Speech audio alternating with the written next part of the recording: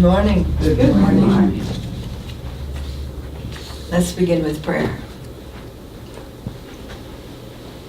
Mother, Father, God, source of all that is, we are truly grateful for the opportunity to study your word and to mature more spiritually. As we find our way in life, we affirm that we are spiritual beings playing at being human and testing various ways and means of demonstrating our highest truth. We each play particular roles on the drama stage of life, wearing our best human costumes for the moment. We each learn by doing, either succeeding or not, in our efforts to be true to your guidance and love. Bless us with your abundance of good and keep us steadfast in your care. And so it is. Amen. Amen. Today I'm talking about revealing the spiritual truth. Have any of you ever been fingerprinted by a military or federal agency? A few of us. Sometime around 1967, when I went home to Nebraska, while my first husband went to Vietnam, courtesy of the U.S. Air Force, I got a job in the front office of an Army ammunition plant. Everyone there was fingerprinted when hired. The U.S. Army has my prints on file, and I suspect the FBI and all police departments have access to my prints, so I better be very well behaved. Our fingerprints are part of our identity, aren't they? Our fingerprints, as far as I know, are unique to us, no two alike. Even twins have different swirls, lines, and patterns. Fingerprints are rather hard to disguise.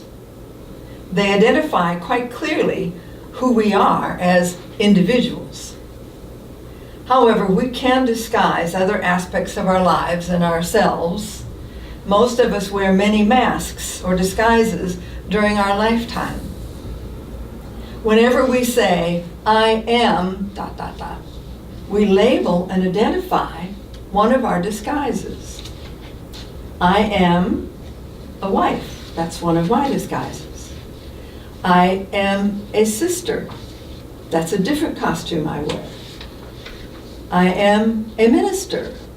That's a totally different costume that I wear. I am a retired therapist. Now that's an easier costume to wear. Maybe you wear the costumes of husband, a teacher, a leader, a mother, an Earth Day activist, a member of the Lions Club, etc. We all wear at least two costumes all the time. One is who we really are, our spirit, our Christ mind. The other is often our very best effort at any given moment to disguise our humanity. Did you ever feel uncomfortable in a situation and get nervous and respond in an unusual way for you? Sure, we've all been there. I used to have so many moments like that in my life, getting tongue-tied, not knowing what to say or do next, feeling less than and inferior, just wanting to get away. I've often stuck my foot in my mouth, or sometimes both of them. At times like that, we simply don't have the courage and stamina to stand in the truth of who we really are as children of God. Did you ever watch the TV show Judge Judy?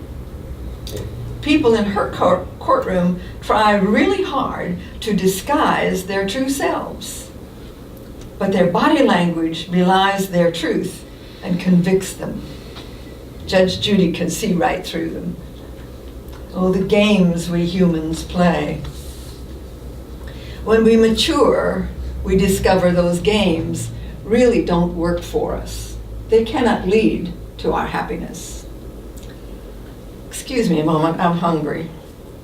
I have a plate of brownies here. I'll take the smallest one.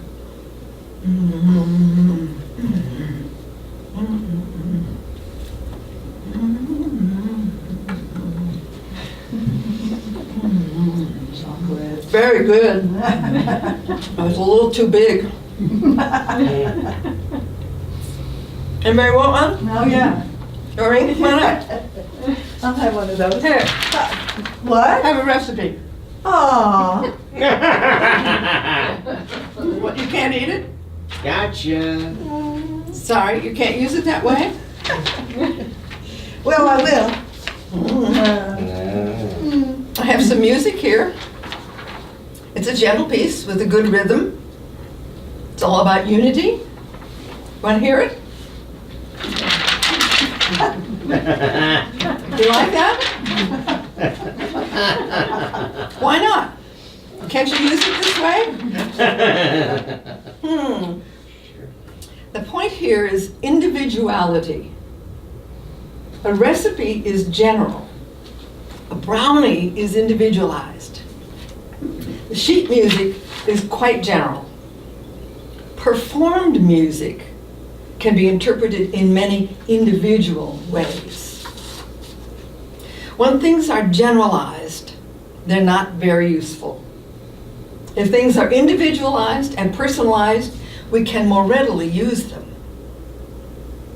How many examples could there be like this? Likely millions.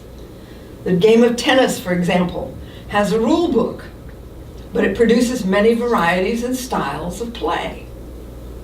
Human life follows the same recipe, male plus female. 2 eyes, 1 nose, 1 mouth. But the outcome, the individual result, is different every time. Part of our spiritual journey is to reveal our own humanity and our divine self to self. We have all the power we need to do that. After Jesus told the crippled man to arise and take up his bed and walk, Matthew records in chapter 9, verse 8, when the multitude saw it, they marveled and glorified God, who had given such power unto men. We have the power to make all the changes we need, but our feelings can get us off track in that endeavor and keep us stuck in our human disguises. Shame, blame, and guilt can throw us for a loop over and over and over. Fear and insecurity provide quite dark-colored costumes. Sadness, fatigue, and physical pain also create disguises for us. If we allow any one of those feelings to last very long, it can become a close-fitting disguise to wear. It can be a big surprise later in life if and when we discover that our disguise has become our identity.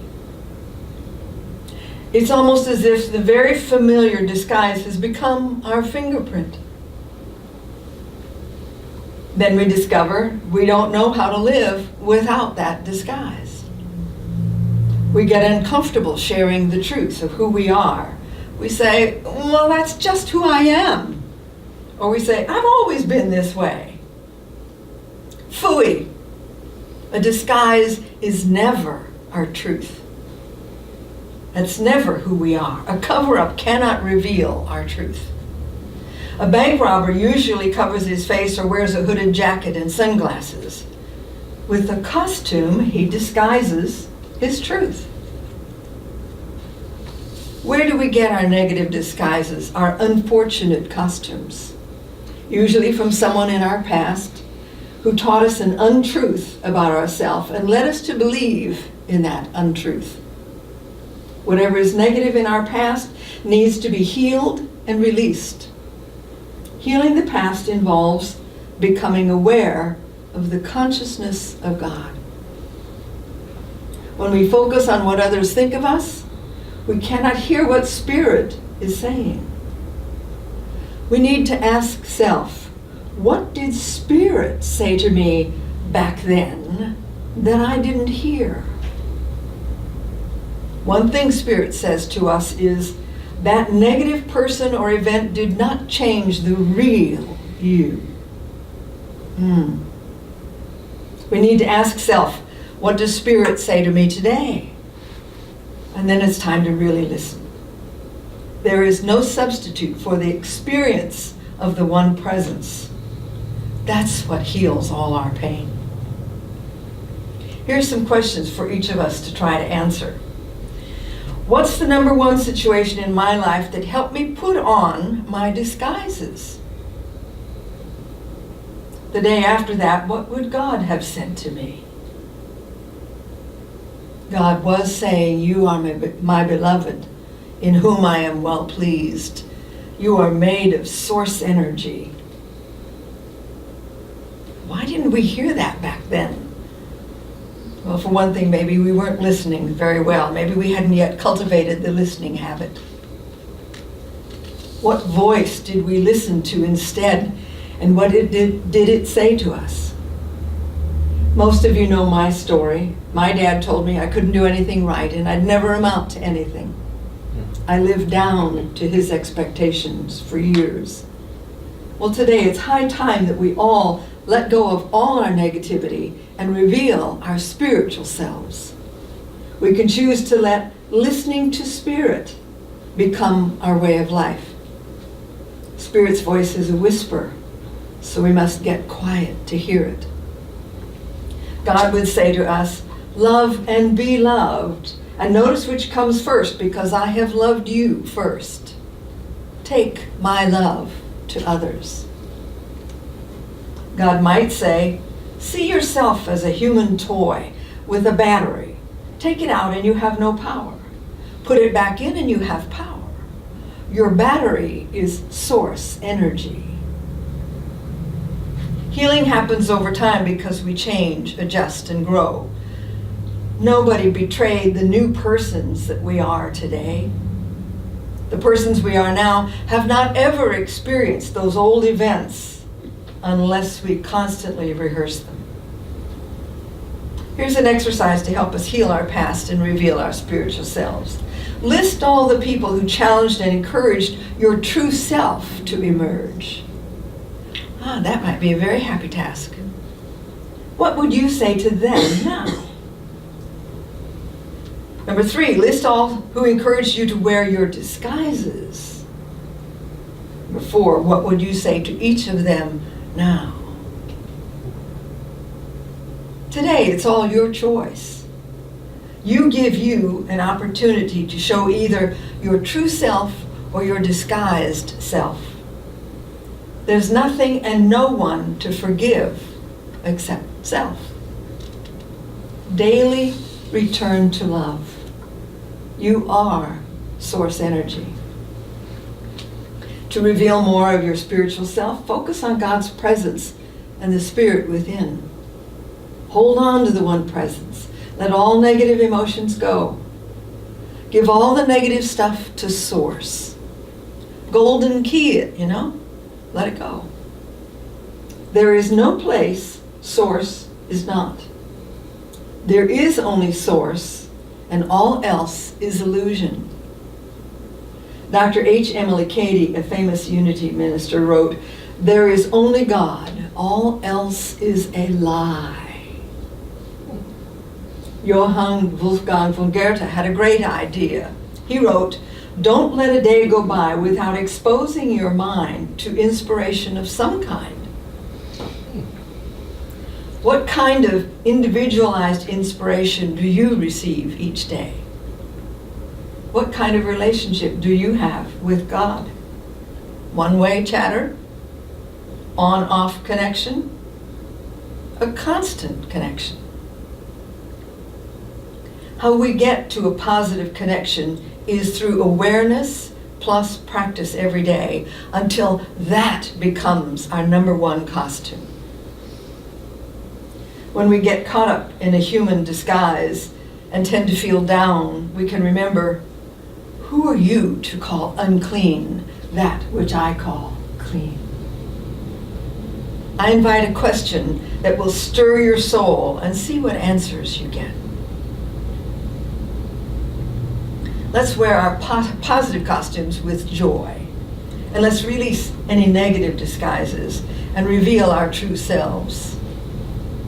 A candle gives light and warmth, for it has a wick to allow melted wax to flow. We can't get warmth or light if the wick is burned away or missing. You are the wick in your candle. Let your light shine.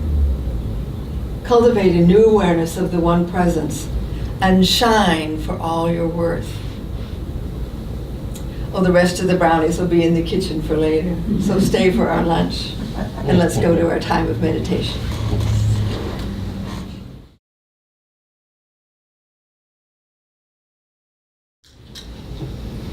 Meditation is a time to quiet your mind and reconnect with the One Holy Presence, thus gaining access to divine inspiration and guidance for your life. Close your eyes while staying alert, relaxed, letting your shoulders down, allowing the chair to just hold and support you.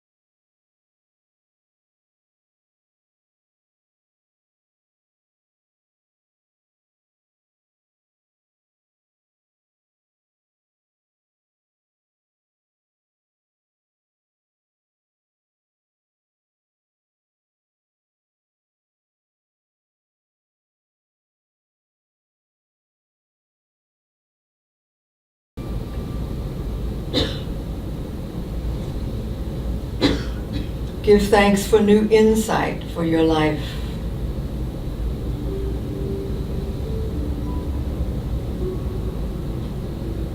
Affirm your intention and choice to use this new insight and to live your life as a new being, transformed in love from the inside out.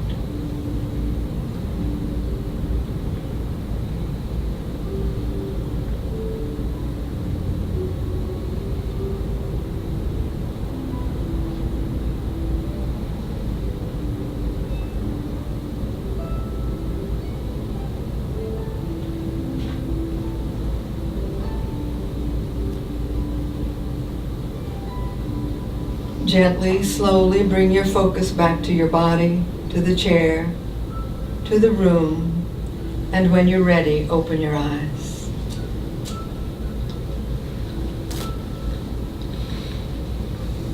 They marveled and glorified God who had given such power unto men. And so it is. Amen.